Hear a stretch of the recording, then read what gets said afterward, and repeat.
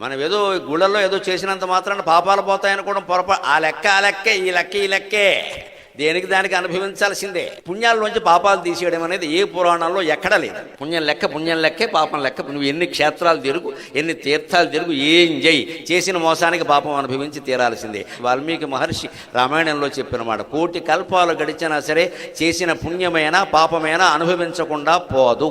కానీ పుణ్యపాపాలకు ఒక లెక్క ఉంది, ట్రాన్స్ఫర్ చేయొచ్చు. పుణ్యం పుచ్చుకుంటారండి, పాపం ఎవరు పుచ్చుకుంటారండి? అంచేది మన పాపాలు మనమే అనుభవించాలి. నేను చేసిన పుణ్యాలన్నీ నా పిల్లలకి ధారపోస్తున్నాను, నా పిల్లలు తరతరాలు సుఖంగా ఉండాలంటే పర్వాలేదండి, మన పిల్లలు బాగుంటారు. కానీ చేసిన పాపాలు ఎక్కడ పోతే పిల్లలు మాత్రం ఒప్పుకుంటారా? మాకేం పని అంటారు. ధారపోయించండి, ఇవ్వచ్చండి. పాపం తీసుకునేవాడు ఎవడు? పుణ్యం తీసుకుంటారు అందరూ కూడా. అందుకని ధారపోయడం అనే మాటే అనవసరం. మనం అనుభవించి తీరాల్సిందే. అంటే చేసేటప్పుడే ఆలోచించుకోవాలి.